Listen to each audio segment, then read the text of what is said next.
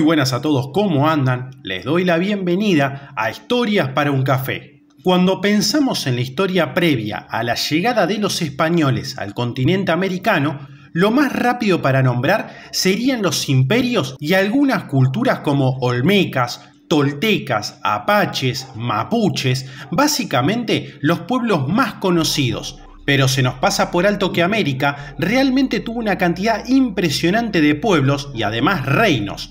Uno de ellos se ubicaba en Costa Rica y duró más de 700 años. En este video vamos a conocer en detalle la historia, la cultura y todo lo relacionado al reino de Nicoya. En caso de que este tipo de contenido te interese, te invito a suscribirte, que ayuda a que el canal siga creciendo y a vos te mantiene al tanto del nuevo contenido que se sube cada semana. Además, como en cada video, agradezco a nuestros colaboradores que nos ayudan a que podamos seguir creando este tipo de material. En caso de que quieras ser un colaborador, podés hacerlo desde el botón unirme que aparece debajo de los videos. Ahora sí, comencemos con el tema del día. El reino de Nicoya, también llamado cacicazgo o señorío de Nicoya, fue una nación amerindia que ocupó gran parte del territorio de la actual provincia de Guanacaste en el Pacífico norte de Costa Rica. Su centro político, económico y religioso fue la ciudad de Nicoya, ubicada en la península homónima, de la cual dependían varias provincias ubicadas a los márgenes del Golfo de Nicoya, así como numerosos pueblos tributarios. En el siglo XVI, previo a la llegada de los europeos, era el cacicazgo más importante del Pacífico Norte de la actual Costa Rica. La región de Nicoya se constituyó en la frontera sur de Mesoamérica, cuando fue ocupada en el año 800 después de Cristo por grupos inmigrantes que procedían del norte, del Valle de México, y que huían de la dominación de los olmecas. Estos grupos, conocidos como chorotegas, se instalaron en el Istmo de Rivas, en Nicaragua, y gran parte del territorio de Guanacaste, en especial la península de Nicoya, desplazando a grupos previos de cultura del área intermedia. Las sucesivas llegadas de los nicaraos al Istmo de Rivas produjeron a su vez que los chorotegas se desplazaran y ocuparan la mayoría de las islas y la banda oriental del Golfo de Nicoya, lo que hizo que entraran en contacto y ejercieran influencia cultural sobre los grupos amerindios de la zona central y sur de Costa Rica, permitiendo un mayor vínculo de la región con Mesoamérica, pero sin eliminar las bases locales. En términos arqueológicos, el territorio de Guanacaste forma parte de la región arqueológica de la Gran Nicoya, la cual se extiende desde el Golfo de Fonseca en Honduras, recorriendo todo el Pacífico de Nicaragua hasta el Pacífico norte de Costa Rica. La Gran Nicoya ha sido dividida para su estudio en dos subregiones: la subregión norte o nicaragüense en el Pacífico de Nicaragua y la subregión sur o Guanacaste, que sería la península de Nicoya, la cuenca del río Tempisque, el Piedemonte y las tierras altas de las cordilleras de Guanacaste y Tilarán en Costa Rica. En esta última subregión es donde se ubicó el reino de Nicoya. En la Gran Nicoya existió un centro cultural constituido que floreció durante aproximadamente 2000 años. Las investigaciones arqueológicas demuestran que la sociedad nicoyana logró alcanzar una compleja organización social y un elevado grado de desarrollo cultural. A la llegada de los españoles a Nicoya en el siglo XVI, encontraron ciudades y gobiernos complejos, agricultura especializada que incluía la irrigación, artes y artesanías, destacándose la triada de la cerámica policromada, cuya tradición ha sido heredada por artesanos guanacatescos hasta nuestros días. También encontraron la elaboración de joyería de jade y la manufactura de metates de piedra con diversos estilos regionales. Por 1200 años, la tradición cultural nicoyana en Guanacaste se estableció claramente como una entidad distintiva. Ya teniendo un resumen general de la historia de este reino, ahora sí empezamos a desglosar tema por tema, empezando con el poblamiento del territorio. Los inicios más antiguos de poblamiento del territorio por grupos de cazadores-recolectores datan de entre el 8000 al 5000 a.C., principalmente en las inmediaciones del lago Arenal y las faldas de los volcanes Rincón de la Vieja, Arenal y especialmente el volcán Miravalles, donde se han encontrado gran cantidad de petroglifos. Los primeros indicios de agricultura aparecen entre el 2000 y el 300 a.C., en las tierras altas de Tilarán, cerca del lago Arenal, y las tierras bajas entre Cañas y Librería, especialmente fértiles por los depósitos de ceniza de las erupciones volcánicas. De este periodo provienen los objetos de cerámica más antiguos de la provincia de Guanacaste. Las primeras sociedades cacicales aparecen entre el 500 a.C. y el 300 a.C., en los alrededores del cauce del río Tempisque, así como en zonas costeras como Bahía Culebra. Existen hallazgos arqueológicos que confirman la utilización de los cerros y partes altas para rituales funerarios, así como también el litoral costero. Ya para este periodo se pueden hallar artefactos hechos de jade, piedra preciosa no hallada de forma natural en la región, lo que implica que tuvo que existir algún tipo de intercambio comercial para su obtención, especialmente con los mayas. Las sociedades de este periodo también muestran destreza en la manufactura de cerámica bicroma y metates trípodes, con decoraciones especialmente de animales. Los poblados, que anteriormente se caracterizaban por casas dispersas cercanas a los campos de cultivo, empiezan a concentrarse en aldeas de mayor tamaño con diferentes obras de infraestructura, tales como basamentos, calzadas y montículos funerarios, que indican la cantidad de los dirigentes para movilizar la población en la realización de dichas obras. A partir del año 300, empiezan a formarse grandes poblados en la península de Nicoya, ocupando diversas zonas del territorio, como la costa, los valles internos y el mismo interior de la península. Es durante esta fase que más posiblemente se haya poblado la aldea que después sería la ciudad prehispánica de Nicoya. En la zona de Cañas y Librería, el crecimiento de las aldeas habría estado limitado por la calidad de los suelos de cultivo y la disponibilidad de agua. La sobreexplotación de los suelos y las condiciones climáticas adversas, como sequías, redundaron en el abandono de estas áreas. Por esta causa, las principales poblaciones se habrían desplazado a orillas del río Tempisque, Bahía Culebra, Bolívar, Tilarán y varios sitios de Bagaces y alrededor del río Cañas, hasta las faldas del volcán Orosí. En la zona de Bahía Culebra habría destacado la aldea de Nacascolo, donde se han encontrado, entre otros hallazgos, figuras de piedra con formas de llama, lo que indica contacto o influencia del área cultural andina sobre el territorio.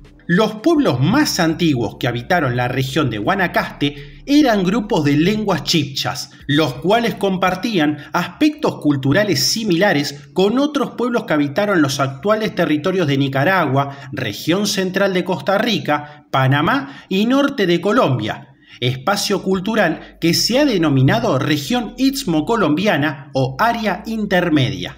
A partir del 800 después de Cristo, el inicio de la decoración policroma de la cerámica y la presencia de elementos iconográficos mesoamericanos indica un estrecho contacto con las culturas de Mesoamérica, sobre todo con los mayas. La cerámica nicoyana se vuelve un preciado bien de valor comercial que es intercambiado por jade y obsidiana proveniente de las ciudades mayas asentadas en Honduras y Guatemala. Los jades mayas, decorados con glifos y dibujos, fueron retrabajados por los artistas nicoyanos, jugando esta piedra un papel importante como símbolo de rango, hasta que a finales del período, hacia el 800, su uso se vería traslapado por el uso del oro. El cambio del estilo bicromo a policromo en la manufacturación de la cerámica se vio relacionado con la llegada de grupos de inmigrantes provenientes de México, probablemente de la cultura teotihuacana e influenciados por los mayas. Pasemos ahora a hablar sobre las migraciones mesoamericanas. Antes de la llegada de los chorotecas a la península de Nicoya, el territorio se hallaba ocupado por pueblos de lenguas chibchas. Hacia el 800, una etnia de lengua mangue abandonó la región de Soconusco, en la costa de Chiapas, en México, y migró hacia el sur, asentándose un grupo en Nequepio, en El Salvador, la costa del Golfo de Fonseca, en Honduras, y otro grupo, siguiendo aún más hacia el sur, se asentó en la costa pacífica de Nicaragua, ocupando el istmo de Rivas entre el Pacífico y el lago de Nicaragua, y de allí se fue desplazando por las llanuras del Pacífico noroeste de la actual provincia de Guanacaste en Costa Rica hasta el Golfo de Nicoya. Este grupo norteño venía huyendo de la conquista de Cholula por pueblos nahuas y por eso se les ha llamado históricamente chorotegas, que viene del nahual choloa, huir, y ochololti, que emprendió la fuga. A la llegada de los chorotegas, los asentamientos nicoyanos de cultura del área intermedia eran numerosos y ocurrió un efecto de desplazamientos de estos pueblos hacia la costa en algunos casos, y en otros, como en el caso de los corovicies, cruzaron la cordillera de Guanacaste hacia las llanuras del norte de Costa Rica, donde su contacto con grupos de lengua rama dio origen a los malecu. Los chorotegas, a su vez, fueron seguidos por grupos náhuatl-pipilnicarao, también provenientes de Soconusco y Cholula, pero que se vieron fuertemente influenciados a lo largo de sus migraciones por las culturas de El Tajín y Teotihuacán. Hacia el 400 o 500 de nuestra era, hubo una migración de un grupo náhuatl-pipil-teotihuacano hacia parte de la costa del Golfo de México, hacia la zona de El Tajín y el Cerro de las Mesas, donde se han encontrado celtas de jade nicoyanas. Tras el despoblamiento de la gran urbe de Teotihuacán en el 650, varios de estos grupos ocuparon algunas regiones de Centroamérica, ocurriendo una segunda ola migratoria de grupos teotihuacanos que partió entre el 700 y 900 de nuestra era para establecerse, entre otros sitios, en Guatemala y El Salvador. Se dio una tercera migración hacia el año 1000 al 1100, de otro grupo náhuatl-pipil-nicarao que huía del dominio olmeca y de una gran sequía de 4 años que asoló su hogar original. Todos estos grupos, más agresivos en lo bélico y religioso, paulatinamente fueron ocupando la costa pacífica de Nicaragua hasta llegar al istmo de Rivas, donde desplazaron a los chorotegas hacia el sur y el este, asentándose cada vez más en la península de Nicoya y en la banda costera oriental del Golfo de Nicoya, dando lugar a los cacicazgos de Orotinia, Chomi y Chorotega Vieja, que encontraron los españoles en el 1519. Vale decir que este desplazamiento de los chorotegas hacia el interior de lo que sería Costa Rica hizo que entraran directamente en conflicto con grupos de cultura del área intermedia que ocupaban el Valle Central y el Pacífico Central del país, los huetares. De allí que una de las explicaciones para el origen del nombre Nicoya está en la españolización de la palabra nahual Necoxaol, que significa con enemigos a ambos lados, los nicaraos por uno y los huetares por otro. Esta palabra se utilizó para nombrar al rey más importante de los chorotegas y que es, a su vez, una advocación del dios mesoamericano Tezcatlipoca. Pasemos a hablar ahora sobre el período de esplendor. Los chorotegas comenzaron a arribar a Centroamérica a partir del siglo IX, en grandes olas migratorias provenientes del Valle de México, asentándose en diversas regiones de la vertiente pacífica de los actuales países de El Salvador, Nicaragua y Costa Rica.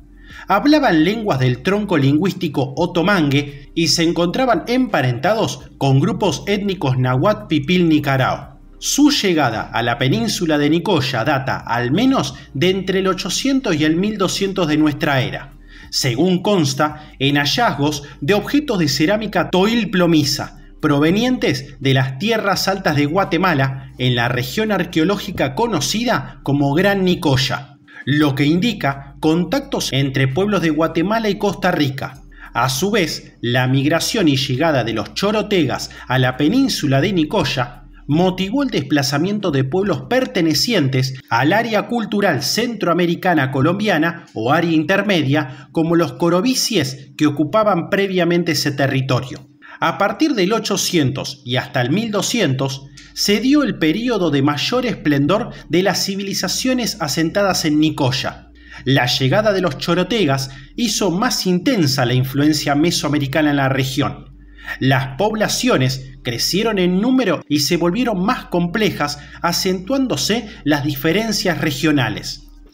Surgieron pueblos con edificios ceremoniales hechos de paja y madera, construidos alrededor de una plaza. Las aldeas llegaron a extenderse hasta 10 hectáreas, en especial a lo largo de los ríos principales, como el río Tempisque, así como también en los valles costeros. La ciudad de Nicoya adquirió importancia sobre el resto de las aldeas al convertirse en el centro más poblado y se constituyó en la capital de la región. Algunas aldeas, como Nacascolo y Papagayo, adquirieron importancia en la fabricación de cerámica y en la extracción de sal, que fue utilizada como un bien comercial. Los chorotegas introdujeron cambios principalmente en la ideología religiosa y el arte, sobre todo en la cerámica, donde empezaron a aparecer los motivos y deidades mesoamericanas como Tezcatlipoca, Quetzalcóatl y Xipetotec, además de que difundieron la idea de los templos circulares. La sociedad nicoyana se volvió más jerarquizada y se acentuaron las diferencias sociales. Los pueblos eran regidos por un rey y un grupo de principales llamados galpones, y se fortaleció la clase sacerdotal. Se introdujo el sacrificio humano y la antropofagia ritual o el canibalismo, en consonancia con la cosmovisión mesoamericana. Se mostró un desarrollo importante de la industria textil, cuyas telas se teñían utilizando caparazones de caracol. Se intensificaron las relaciones comerciales con las poblaciones de El Salvador, Honduras, Guatemala y México, convirtiéndose la cerámica nicoyana, por su calidad y acabado, en un estimado producto de intercambio. En general, la sociedad nicoyana presentó un mayor grado de evolución y de progreso cultural y social, lo que es posible comprobar por la existencia y distribución de objetos de lujo para uso de quienes ejercen el poder social y económico, así como la especialización de los artesanos, lo cual se refleja en la buena calidad y belleza de los objetos manufacturados en oro, jade y piedra. Algunos aspectos, sin embargo, subsistieron sin grandes cambios, como la forma de las estatuas y las viviendas. Destacan los metates con efigies zoomorfas vaciadas y los ofrendarios con cabezas de lagarto, que se ha interpretado representan a los volcanes humeantes. Después del 1350 se presentó una disminución del número y tamaño de los asentamientos y una concentración de estos en las costas, así como también aparecieron nuevos estilos de cerámica, como la llamada cerámica negra de la isla de Chira. Hacia la época previa al contacto con los españoles, se tienen registros de la interacción de los nicoyas con los mexicas, pues en el 1498 el Huaytlatoani Ahuitzotl envió emisarios a Nicoya para recoger tributos por la escasez de granos tras la pérdida de milpas luego de una inundación en México Tenochtitlán. Pasemos a hablar ahora sobre la conquista de Nicoya por los españoles. El primer reconocimiento de las costas del Pacífico costarricense por los españoles se realizó en el 1519, luego de la fundación de la ciudad de Panamá por Pedro Arias Dávila. Se trató de una expedición de reconocimiento al mando de Gaspar de Espinosa y pilotada por Juan de Castañeda, que recorrió el litoral desde la Punta Burica hasta dar con el Golfo de Nicoya. 3 años más tarde, en el 1522, Gil González Dávila dirigió la primera expedición española que recorrió el litoral pacífico costarricense. Integrada por más de 100 hombres, esta expedición tuvo su primer encuentro con las sociedades nicoyanas al desembarcar en la península de Nicoya. Los españoles recorrieron varias poblaciones asentadas en la cuenca del río Tempisque y tras adentrarse en el territorio llegaron a la ciudad de Nicoya, donde permanecieron 10 días luego de constatar el poder y la autoridad del rey Nicoya sobre otras poblaciones circundantes. Durante este contacto, los españoles recibieron tributos en oro por parte de los nicoyas que permitieron además el bautizo de varias personas. El tesorero de la entrada, Andrés de Cereceda, dio la cifra de 6.063 personas bajo la autoridad de Nicoya, más de 5 veces mayor que la segunda población más grande encontrada por los españoles sobre la costa pacífica en la década de 1529. Acerca de la aceptación del sometimiento de los nicoyas a los españoles, Gonzalo Fernández de Oviedo y Valdés, quien recorrió el reino en el 1523, menciona que los chorotegas y nicaraos eran enemigos. Se ha propuesto que, debido a su conflicto con enemigos nicaraos y huetares, los nicoyas decidieron someterse, pues supusieron que esta alianza les sería de alguna forma ventajosa frente a estos. Luego de la visita a Nicoya, la expedición de González Dávila continuó hacia el norte, hacia las tierras del rey Nicarao. 2 años más tarde, el 15 de octubre del 1523, una tercera expedición comandada por Francisco Hernández de Córdoba salió de Panamá directamente hacia Nicoya, con la intención de internarse en el territorio del Pacífico de Nicaragua, donde la población autóctona era más numerosa que la encontrada en el Pacífico de Costa Rica. Hernández de Córdoba fundó en el 1524 la villa de Bruselas, la primera población española fundada en Costa Rica, cercana a la actual ciudad de Punta Arenas. Villa Bruselas fue fundamental para el proceso de conquista de Nicoya y esta ciudad a su vez lo fue para la conquista de Nicaragua. Después del 1524, Nicoya se convirtió en una entidad política, administrativa y jurídica supeditada a la villa de Bruselas. La península de Nicoya, las islas del Golfo y la bandera costera del Golfo se configuraron en un espacio socioeconómico.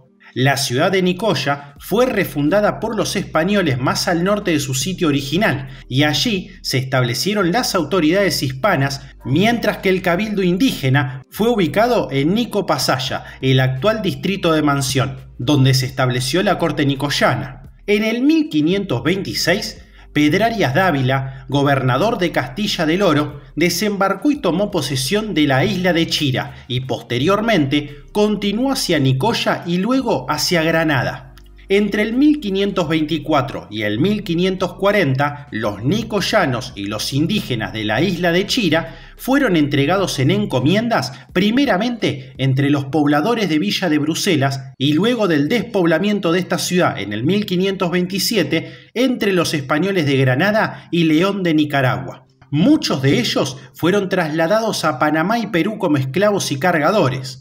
Se ha calculado que en Nicoya ocurrió un descenso demográfico de un 82% de la población, aunque no ha podido determinarse qué porcentaje corresponde al despoblamiento, cuál a la muerte por sobreexplotación y cuál a las epidemias, aunque se conoce de una epidemia de neumonía y otra de sarampión, y se menciona que cerca de 200.000 indígenas de Nicaragua y Nicoya fueron esclavizados. Tras el despoblamiento por orden de Pedrarias Dávila de la villa de Bruselas en el 1527, Nicoya pasó a depender de la provincia de Nicaragua hasta el 1554, año en que se creó el corregimiento de la provincia de Nicoya, puertos de Chira y Paro. Con la consolidación de la colonia española en Nicoya, esta ciudad se convirtió en la ruta común de entrada de los conquistadores españoles que, posteriormente, ingresaron al interior de Costa Rica entre el 1560 y el 1573, de modo que Nicoya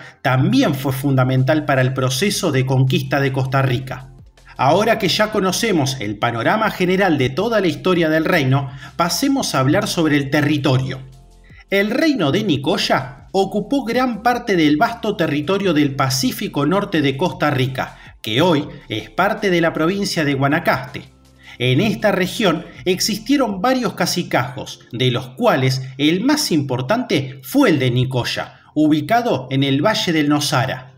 Los pueblos chorotegas de la zona del Golfo Nicoyano comprendían 4 provincias, 2 en la península, Nicoya y Cantrén, y otras 2 en la costa oriental, Orotiña y Chorotega, mientras que otros autores establecen 5 provincias, contando a Nicoya, Cantrén y Paro en la occidental y Chorotega y Orotiña en la oriental. Lo que sí no se tiene claro es si algunos cacicazgos como el de Chira, Canguén, Nanda Llora, Nico Pasaya y Zapandí constituían parte del cacicazgo o eran independientes. El cacicazgo de Paro, ubicado en la banda occidental del Golfo de Nicoya, tenía una lengua propia que era la misma que se hablaba en la isla de Chara y la isla de Pocosi. Es posible que estas 3 entidades formaran un solo cacicazgo. Al norte, en las faldas del volcán Orosí, se encontraba el cacicazgo de Urusí, en el cual se hablaba la lengua chorotega. En la banda oriental del Golfo de Nicoya existían 5 cacicazgos: Corobicí, Abancarí, Orotiña, Chomi y Chorotega Vieja. De estos, Corobicí, que ocupaba la banda oriental del río Tempisque, no era chorotega, sino que pertenecía a la etnia de los corobicíes, de cultura del área intermedia, que fueron desplazados por la llegada de los grupos mesoamericanos y que posiblemente habitaron previamente ese territorio. Chorotega Vieja, por su parte, colindaba con los confines del reino huetar de Occidente, que ocupaba la región del Pacífico Central y parte del Valle Central de Costa Rica. En cuanto a la organización política, al igual que otras unidades administrativas precolombinas que florecieron en Costa Rica, el reino de Nicoya estaba conformado por diversos cacicazgos, los cuales, a su vez, estaban constituidos por varias aldeas federadas bajo un solo señor, cuyo peso específico en la jerarquía de poder variaba en función de la población y el territorio que controlara. La organización de varias de estas unidades cacicales en una estructura sociopolítica y militar más compleja daba lugar al señorío, cuya jurisdicción comprendía un territorio más amplio y generalmente disputado. En el 1519, la estructura sociopolítica y territorial del reino de Nicoya estaba constituida, según el reporte de Andrés de Cereceda, de la siguiente manera. El rey Nicoya era el principal gobernante de la región, quien dominaba el valle de Nosara y la región sur de la península de Nicoya. El rey Nicoya tenía 5 vasallos o principales, que gobernaban Diriá, Canguén, Paro, Nico Pasaya y Nanda Llora. Tributarios de Nicoya eran los señores de Orotiña, Chira y Corobicí. Orotiña, en la banda oriental del Golfo de Nicoya, dominaba a Chomi y Chorotega Vieja. Chira gobernaba sobre la región insular del Golfo, cacicazgos de Pococí, Cachoa, Chara, Irra y Urco. Por otra parte, Chira pareció haber sido un cacicazgo importante, porque Fernández de Oviedo reporta que era una isla muy poblada y fértil, con más de 500 hombres de guerra sin contar mujeres y niños, en la época del arribo de Gil González Dávila. Corobicí, que abarcaba desde la zona norte del Golfo hasta la cordillera de Guanacaste, era tributado por Zapandí, Nimiapí, Urusí, Papagayo y Moragua. En cuanto a los monarcas, según consignó el cronista castellano González Fernández de Oviedo y Valdés en el 1529, el reino de Nicoya se encontraba gobernado por un cacique, término que utilizaron en el continente americano para designar a los líderes de las naciones autóctonas. Entre los chorotegas, la palabra en idioma mangue para designar a este rey o jefe tribal era manqueme, término del que proviene la palabra mangue. Este puesto no era hereditario ni vitalicio, pues el monarca podía ser depuesto por un consejo de ancianos. En la época del contacto en Nicoya gobernaba un rey que desempeñaba funciones políticas, religiosas y ceremoniales. En la monarquía nicoyana parece haber prevalecido un sistema dinástico electivo, es decir, que la sucesión no se practicaba automáticamente en línea directa, sino que al morir un rey se efectuaba una elección entre los diversos miembros de su familia para designar al sucesor. Pasemos a hablar sobre los galpones. El rey de Nicoya, a su vez, tenía otros vasallos principales y caballeros llamados galpones, que eran sus compañeros y guardianes y hacían las funciones de cortesanos y capitanes. Fernández de Oviedo describe a los galpones como guerreros empedernidos, crueles y valientes. Usaban yelmos y jubones forrados de algodón, rodelas del mismo material, macanas con dientes de pedernal, arcos, flechas y varas o lanzas. Hablemos ahora del monéxico. La autoridad del rey no era absoluta, sino limitada y debía tomar en cuenta las tradiciones y la opinión de la comunidad. El poder era compartido con el monéxico, junta o consejo de ancianos, elegido cada mes por votación y en el que posiblemente estaban representados los diversos clanes o comunidades. Es probable que los miembros del monéxico fueran los mismos galpones, ya que así se denominaban también los edificios donde se reunía el consejo. En las reuniones del monéxico se discutían asuntos de variada naturaleza, entre ellos los militares y administrativos. El monéxico tenía la potestad de elegir y dar muerte al cacique o jefe principal si lo creía conveniente. También le correspondía elegir a los huehues como consejeros de la comunidad. Estos ancianos, que debían permanecer solteros y cuya actividad compararon los españoles con los del confesor cristiano, atendían consultas confidencialmente, formulaban recomendaciones a la persona que buscaba su ayuda y asignaban penitencias tales como barrer las plazas u obtener leña para los templos. Se castigaba con mucha severidad a los consejeros que divulgasen el contenido de las consultas, así como a los terceros que las escuchasen. No se sabe si el monéxico también tenía funciones judiciales. El sistema jurídico de los nicoyas era de escasa complejidad, pocas sanciones y pocas infracciones. Los jueces eran nombrados por el monarca, generalmente ancianos experimentados y capaces, cuyos fallos eran inapelables. Algunas de estas leyes se encontraban escritas con tinta roja y negra en libros hechos de cuero de venado. La bigamia y el adulterio, salvo algunas situaciones especiales, eran por lo general castigados, y en el caso de la bigamia, la sentencia era dictada por el monéxico. El único delito castigado con la muerte era cuando un esclavo tenía relaciones íntimas con la hija de su amo, los cuales eran enterrados vivos para asegurarse que no naciera descendencia de tal unión. Los abusos se castigaba con la esclavitud del abusador o una indemnización a favor de la familia afectada. El hurto se castigaba en una forma similar. El ladrón podía tomarse por esclavo y atarlo a un árbol hasta que el ofendido considerase satisfecha la ofensa, pero también podía ser rescatado si el monarca lo permitía o sacrificado si no se pagaba el rescate.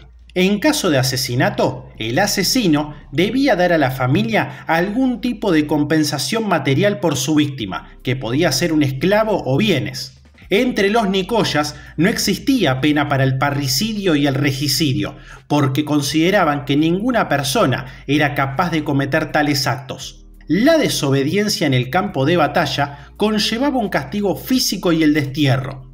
En cuanto a la economía, las más importantes estrategias productivas de los nicoyas fueron la cacería, la recolección de productos vegetales, la horticultura, la recolección de moluscos, la domesticación de animales, las manufacturas, la elaboración de herramientas de piedra, cestería, el tejido en algodón, el teñido de hilos y telas con púrpura de múrice, así como la extracción de sal y la manufactura de adornos. En términos de subsistencia, la agricultura giró alrededor del maíz y cultivos asociados como frijoles, ayotes, tubérculos, algodón, chile, cacao, aguacate, piña, tomate, zapote y níspero. De este último fruto, los nicoyas mantenían un monopolio y lo usaban también como moneda, equivaliendo 8 nísperos a 4 semillas de cacao. El maíz se consumía principalmente en forma de tortillas. También se utilizaba en la preparación de chicha, mazmorra y pinolillo. Para su preparación se utilizaban manos de piedra, metates comunes, comales y fogones de barro. En el caso del cacao, su semilla se usó como moneda, alimento y para preparar una bebida aromatizada con vainilla y achiote. En Nicoya y en la isla de Chira, El cacao se le usaba también con fines medicinales a partir de la elaboración de una manteca especial para curar heridas y mordeduras de serpiente. Fernández de Oviedo menciona que, mientras que el maíz era de propiedad comunitaria, las plantaciones de cacao que se concentraban en el Valle del Nosara, donde estaba ubicada la capital, eran propiedad de la élite. También se cultivaba yuca, de la que se obtenía una especie de licor. El tabaco, llamado por los nicoyas yapoquete, era consumido con fines ceremoniales y medicinales. La piña y los jocotes se consumían como alimentos o se usaban para hacer vino. También se recolectaron nueces y bayas, así como también se encontraron en Guanacaste restos arqueológicos de piedras utilizadas para machacar nueces. Pasemos a hablar ahora sobre la pesca y los recursos marinos. Las sociedades indígenas nicoyanas realizaron un aprovechamiento intensivo de los recursos marinos y costeros, mediante la implementación de la pesca y la recolección de moluscos. Una característica importante de esta economía marítima y costera fue la utilización de caparazones marinos, usados para extraer tintes que después se utilizaban para teñir telas. La presencia de grandes acumulaciones de caparazones marinos, huesos de animales y cerámica cerca de las costas es un elemento frecuente en los asentamientos nicoyanos tardíos. Para la pesca se utilizaban dos tipos de embarcaciones: la canoa, fabricada con madera de árbol de Guanacaste e impulsada por remas y velas de algodón, y una especie de balsa caracterizada del Golfo de Nicoya, usada principalmente por los habitantes de la isla de Chira, Chara y Pocosí. En Nacascolo se han recuperado trampas de peces en la zona de Bahía Culebra, pero no se ha logrado determinar si son de origen prehispánico o posteriores. En lo que se refiere a la caza, destaca la cacería del venado cola blanca, el zaino y el garrobo principalmente, así como también el armadillo, el conejo, la tortuga, la perdiz parda y el oso hormiguero. Además, se domesticó el chompipe.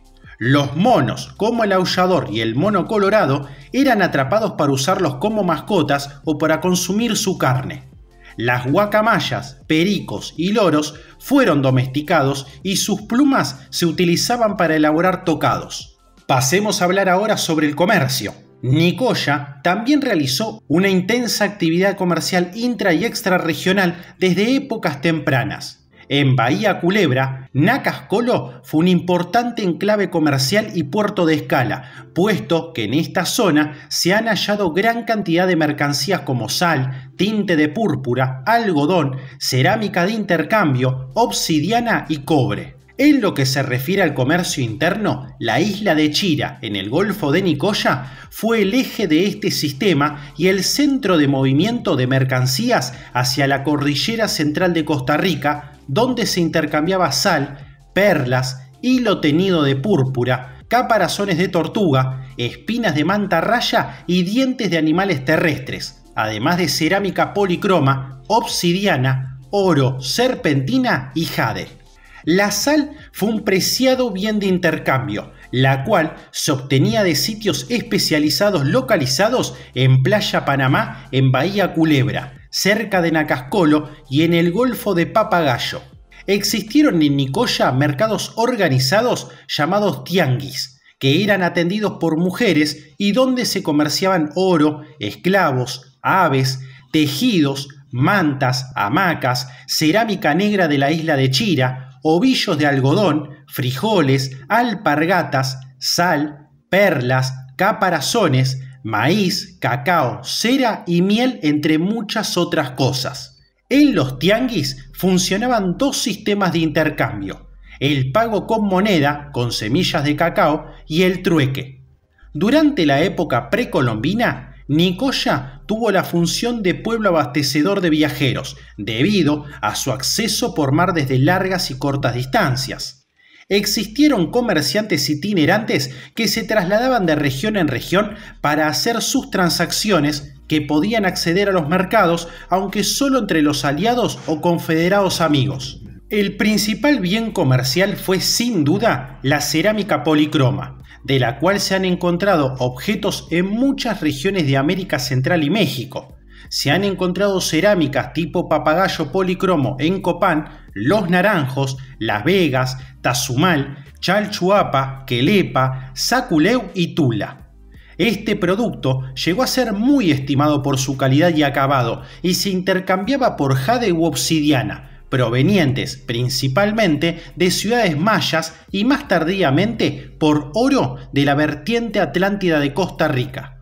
La cerámica nicoyana llegó a combinar elementos autóctonos como las figuras de animales con los decorados típicos de las culturas del área intermedia y sudamericana, con motivos mesoamericanos como la serpiente emplumada Mixcoatl, combatiendo con el jaguar de la oscuridad que quiere devorar al sol, así como también la cruz Can de los mayas. La sociedad nicoyana era jerarquizada, de corte marcadamente androcrático o dominador, ya que existían múltiples relaciones de dominación de unas personas sobre otras, de hombres sobre mujeres, ciertos pueblos sobre otros y ciertos varones sobre las demás personas, así como complejas jerarquías, en las que figuraban nobles, guerreros, sacerdotes y ancianos de prestigio llamados huehués.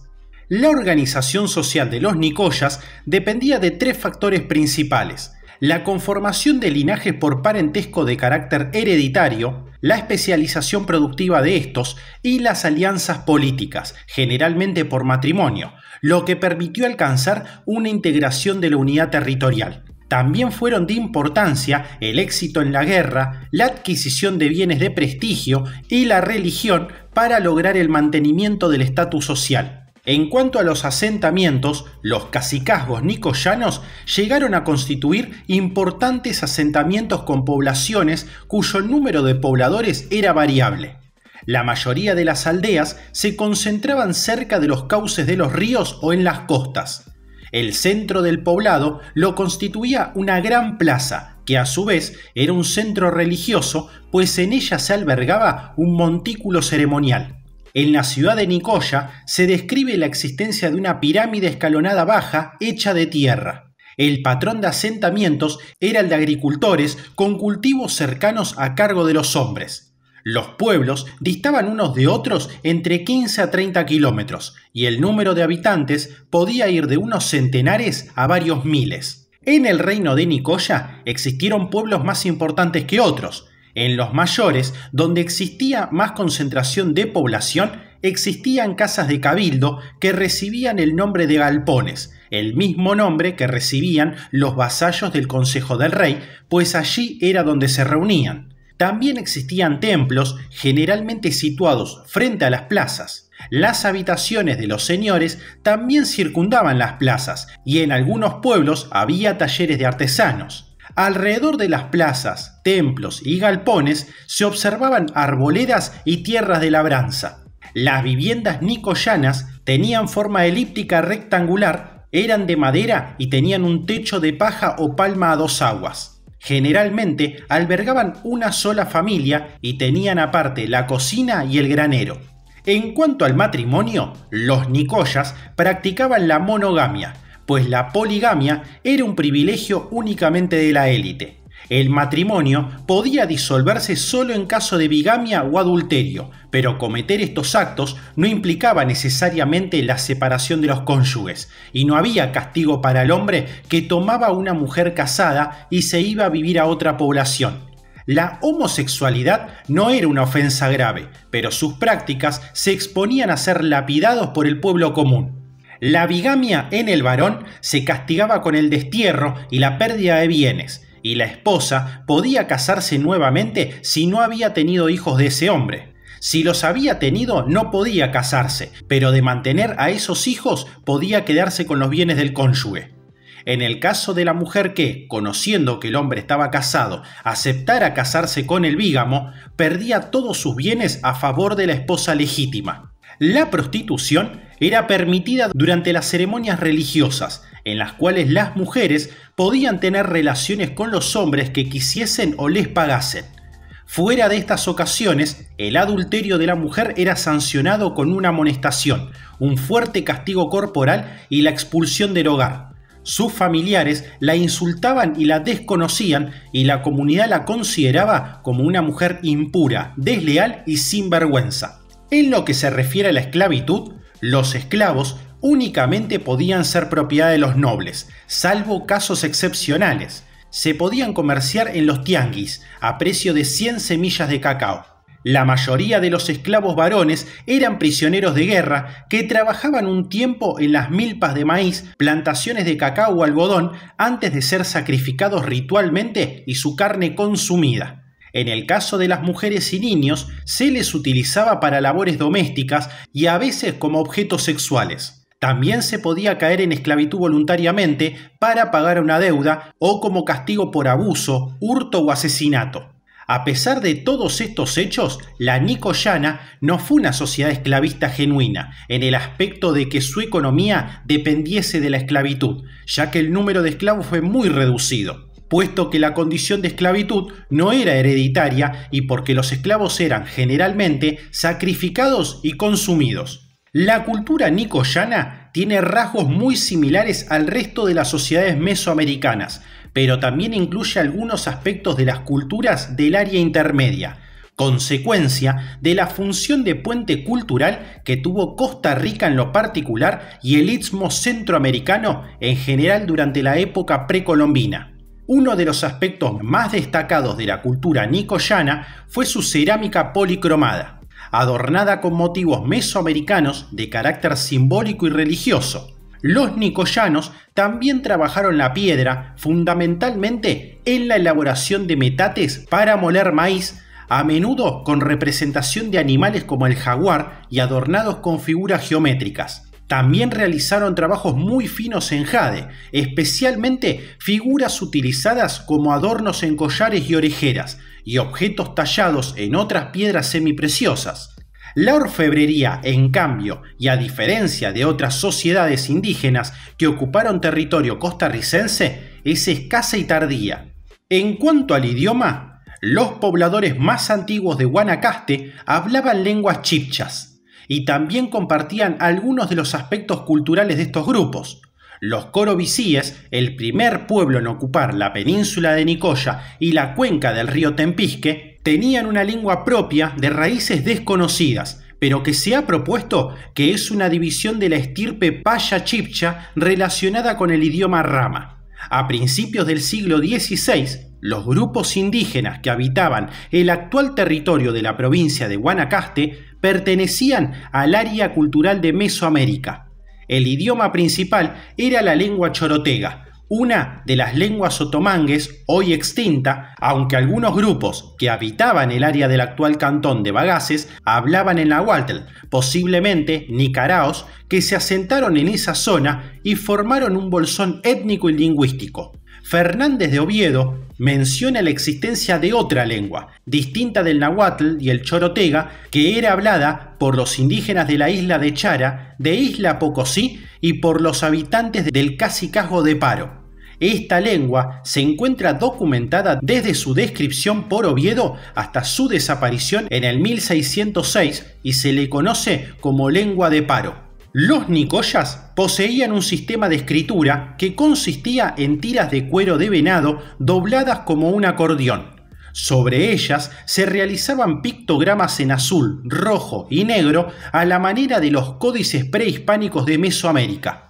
Cuenta el cronista Gonzalo Fernández de Oviedo y Valdés que los aborígenes de Chira tenían libros de cuero de venado en los que escribían con tinta roja y negra, donde consignaban sus términos y heredamientos para que cuando hubiese contiendas pudieran determinarlos allí con la opinión de los huehués.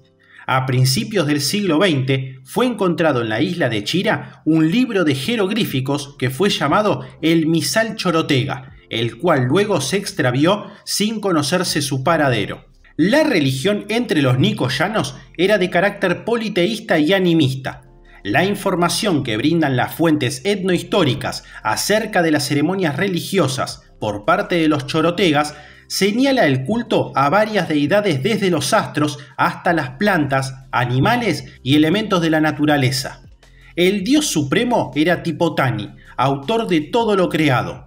Además de Tipotani, se sabe de otras dos deidades. En principio, un masculino llamado Nembitía y uno femenino de nombre Ningitamali, pareja divina primordial que representa al sol y la luna. Fernández de Oviedo también menciona dioses del agua, del maíz, de la batalla, de las frutas, etc. El arribo de los grupos náhuatl-teotihuacanos que llegaron al territorio alrededor del 400 o el 500 después de Cristo, los cuales habían recibido fuertes influencias de las culturas del Tajín, hizo que la religión estuviese más vinculada a los cultos religiosos que predominaban en el resto de Mesoamérica, al aportar los cultos a Tlaloc, Tezcatlipoca, Xipetotec y Quetzalcóatl. Con los chorotegas también se inicia la construcción de templos circulares, generalmente hechos de madera, que se erigían alrededor de una plaza. Los chamanes eran los líderes religiosos de los pueblos y tenían un rol importante en la vida indígena. Para los pueblos aborígenes de Costa Rica, el chamán fue el intermediario entre el individuo, la comunidad y el mundo sobrenatural, con el fin de reforzar las leyes del orden social y de la civilización, por lo que ocupaban un alto rango en la sociedad nicoyana. El chamán era el curandero, el adivino del futuro, el que controlaba los fenómenos atmosféricos, maneja lo impuro y guía a los difuntos en su viaje al más allá. Se encargaban del manejo del calendario, el ordenamiento y ejecución de las ceremonias especiales y la transmisión de la doctrina y la historia de su pueblo. El chamán era capaz de transformarse en el animal que fuera necesario para ejercer su función en el ritual mágico religioso, en los que generalmente utilizaban ornamentos de jade, pieles de animales, pluma de aves y máscaras. El jaguar, el murciélago, el cocodrilo, la serpiente y algunas aves, como la guacamaya, se consideraban animales sagrados en la tradición religiosa de los nicoyas. La cosmovisión de los nicoyas era de tipo animista. Creían que las personas, los animales y los fenómenos de la naturaleza tenían espíritu, el cual podía ser bueno o peligroso. Creían en la existencia del Yulio, un concepto similar al alma, que estaba asociado con el corazón y el aire, y creían que al morir la persona, el Yulio, abandonaba el cuerpo por la boca. Creían en el más allá, pero no en una vida similar a la terrenal, sino que aquellos que morían en la guerra, los que servían a los dioses y los que asistían a los templos, iban arriba, a donde sale el sol, mientras que el resto iba abajo, a la tierra. No creían en la reencarnación, salvo aquellos niños que habían muerto sin comer maíz, que después reencarnaban de nuevo para conocer a sus padres. En el reino de Nicoya se organizaban 3 fiestas al año que incluían la antropofagia y los sacrificios humanos, coincidiendo con las cosechas de maíz. Esta fue una práctica ceremonial específica del Pacífico Norte de Costa Rica. El día de la fiesta, los monarcas vestían sus mejores galas y se maquillaban con pintura ceremonial, se bebía chicha y se danzaba delante del templo. Después, entre 5 y 6 personas, tanto hombres como mujeres, en la mayoría de los casos prisioneros de guerra, eran subidos al altar en lo alto de una pirámide de tierra o de un monte. Se les realizaba una cardiotomía ritual, la extracción del corazón, se los decapitaba y sus cuerpos eran arrojados hacia abajo para que su carne fuera consumida. Esta práctica religiosa se hallaba en consonancia con el contexto de los cultos de otras regiones de Mesoamérica. Algunas de las ceremonias realizadas por los nicoyanos en honor a sus dioses se realizaban como acción de gracias por las buenas cosechas obtenidas o por el nacimiento de alguna persona. Se realizaban danzas en la plaza principal de la ciudad, mientras se bebía chicha y cacao diluido con fines ceremoniales. Solo en estas oportunidades era permitida la embriaguez, puesto que esta era considerada un acto bochornoso y censurable si se realizaba en otras oportunidades. En cuanto al arte, durante la época precolombina, en el momento previo al contacto con los europeos, los monarcas y principales que gobernaban los cacicazgos y reinos ubicados en Costa Rica constituían la élite del poder y su prestigio y autoridad dependían de los objetos suntuarios de arte que posean. El arte se constituía entonces en una prerrogativa de su posición, ya que el rango del individuo se demostraba mediante la cantidad, la calidad y variedad de sus bienes artísticos. En Costa Rica en general y en Nicoya en particular, se produjo una serie de manifestaciones artísticas en diversas técnicas, que dieron lugar a creaciones artísticas que reflejan gran destreza y talento. De estas manifestaciones artísticas, en Nicoya destacaron principalmente la cerámica, la producción de objetos de jade y la escultura en piedra. Uno de los aspectos más destacados de la cultura nicoyana es la elaboración de cerámica, de la cual la cerámica policromada en 3 colores, negro, rojo y terracota, llegó a convertirse, por su calidad y acabado, en un estimado producto de intercambio comercial a escala inter y extrarregional. Dentro del país, en el Monumento Nacional Guayabo, en las llanuras del norte, el Caribe, las tierras altas del Valle Central y el Pacífico Central de Costa Rica, incluso la isla del Caño, es posible apreciar la presencia de estas cerámicas, que revelan con ello el apogeo del comercio de estas regiones. En El Salvador, Honduras, Guatemala y Tula se han encontrado vasijas policromadas hechas en Nicoya. A su vez, en Nicoya se han hallado vasijas de tipo plomizo-toil que proceden de las altas tierras de Guatemala. La manufactura de la cerámica fue una labor especializada en la que se conjugaban la sensibilidad artística ante la necesidad de un bien utilitario. Los artesanos, posiblemente vinculados a grupos chibchas, empezaron a fabricar cerámica en Guanacaste hace 3500 años. La cerámica era indispensable en la vida cotidiana del pueblo nicoyano y es por eso el elemento más abundante en los yacimientos arqueológicos.